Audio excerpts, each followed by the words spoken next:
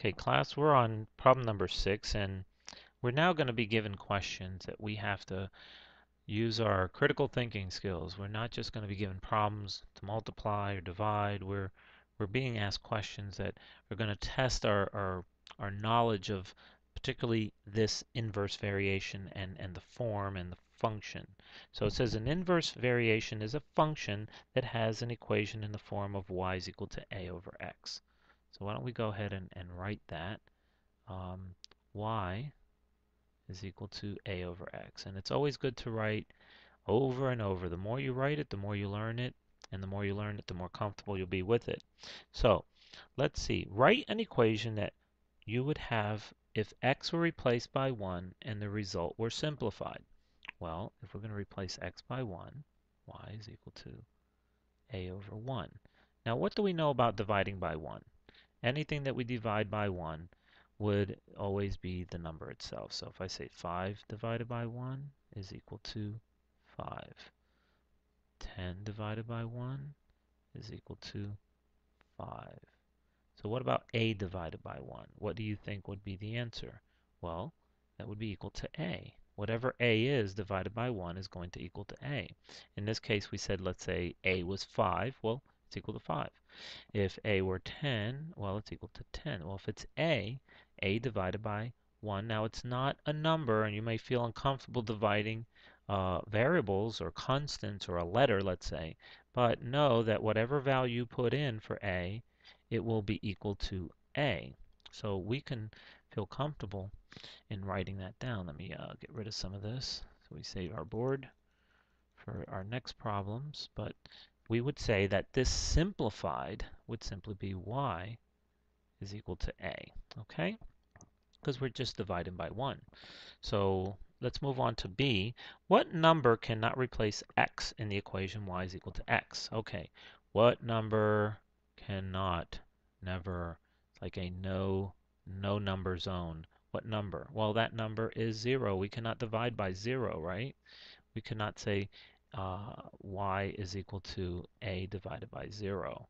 That would be a problem because as we were asked in C, why not, we cannot divide by 0. So that's why. You don't have to sit here and give me an essay. All you have to do is tell me that y cannot be divided by 0. Now, can the curve that is the graph of an inverse variation touch the y-axis? Now, that's going to make us stop for a minute and think. Now we know that x cannot equal 0. Okay, x cannot equal 0. Let's just put it that way. Now, notice what's going to happen when we're on the y-axis. Now we know, for instance, when we're on, can it touch the y-axis is what they're saying. So let's just put a couple of numbers here. All right, let's just say this is 1, this is 2, and this is 3. If I get my marker. Okay, good. So what are the coordinates for these? Well, I would move over 0 for x and up 1. All right, so that would be 0, 1, right?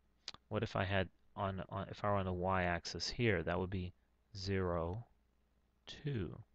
And what if I were on the y-axis here? That would be 0, 3. That's a comma there, by the way. So for us to be on the y-axis, we notice that x has to equal 0, doesn't it? For all of these points, and if we can go into the infinite number of points that are on the y-axis, all of them have an x value equal to 0. But what did we say? In an inverse variation, x could never be equal to 0 because we can't divide by 0. So we see that we cannot ever touch the y-axis. This, whatever graph we're doing, whatever the formula is or the equation is for that graph, it will never touch the y-axis because x could never equal 0. It can get x can get infinitesimally small. In other words, infinitely small. You can just continue to make it smaller and smaller and smaller and smaller, and you can approach the y, but it will never be equal to 0. So what would be infinitely small? I mean, let's just start off with a really small number here. And again, it can just always get smaller and smaller.